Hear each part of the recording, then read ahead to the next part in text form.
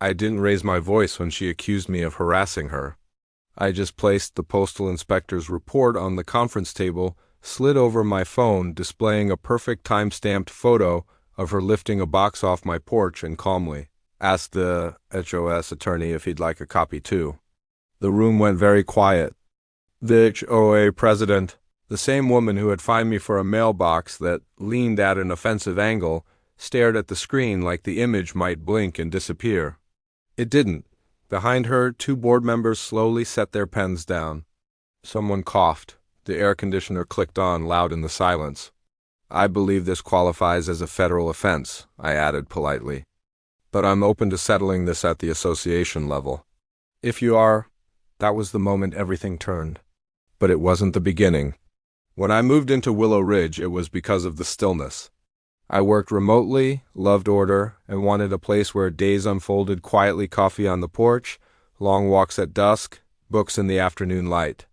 The neighborhood wasn't flashy, but it felt calm, predictable. My packages usually arrived mid-morning: office supplies, camera equipment from my small side project, occasionally clothes or books. I never thought twice about them. I trusted the space. I trusted the people. That was my mistake, I suppose. I wasn't trying to build enemies. I didn't want power. I just wanted peace and a front porch that didn't feel like a battlefield, and then things started disappearing. The first missing package annoyed me. The second confused me. By the third, disbelief replaced irritation. I called the delivery company. They confirmed, delivered 10:42 a.m. front porch. Clear photo proof. But the box was gone.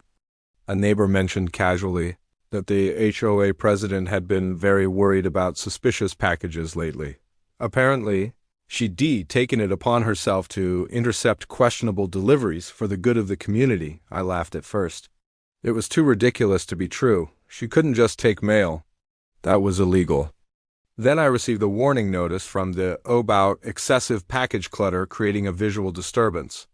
The absurdity was so complete I had to read it twice. Confusion gave way to a slow, sinking realization. This wasn't a misunderstanding.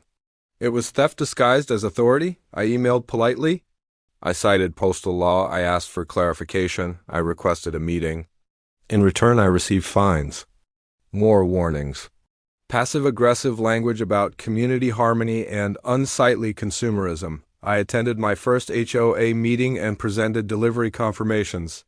The president smiled across the table at me like I was a child misunderstanding my own problem. "We do what's best for the neighborhood," she said. "Sometimes that means removing potential hazards." "My books are not a hazard," I replied. The board chuckled politely. Nothing changed. That's when I stopped arguing and started reading. I pulled the bylaws. Then I pulled the state statutes, federal postal codes, civil trespass laws, camera ordinances, privacy rules, everything. Every night, the house felt heavier, quiet but tense. I slept lightly. My mind kept tracing lines through paragraphs of legal text. I installed discrete cameras, not obvious ones, no signs. Just clean, quiet observation. Then I ordered decoy packages, small, medium, large, all empty inside except for a harmless, washable UV reactive powder and a tiny GPS chip. The first one disappeared within the hour. The second, an hour later. On the third day, I watched her on my screen, calm, confident, walking up as if the porch belonged to her. She lifted the box, turned casually toward her vehicle, never once checking around her. The silence in my house was thick as snow. I pressed record and let her make her case for me in 4K, which brings us back to the conference room. The photo, the video, the GPS data showing the package's path into her own garage. The postal inspector's statement that had arrived just that morning. No one looked at me. They stared at her instead. The woman who controlled fines, fees, and neighborhood judgment now sat as still as a statue. "Well," the attorney finally cleared his throat, "this changes the nature of the meeting." She tried to speak. Nothing came out. I didn't accuse her. I didn't insult her. I just slid one more page forward, a notice of intent to report and file. "Unless," I added, not unkindly, "you'd rather resolve this quietly." Within 10 minutes, the fines were revoked. Within 30, her resignation was drafted. Power doesn't always explode, sometimes it just evaporates. The OA lost more than a president that day. It lost its arrogance. Neighbors stopped avoiding me. Some apologized without saying a word, just small nods, soft waves. The mailman began placing packages directly into my hands when he saw me. No one touches my deliveries now. No one needs to. Willow Ridge went quiet again, real quiet. The good kind. Some evenings I still sit on my porch and watch the sun set over the driveway where all the trouble began.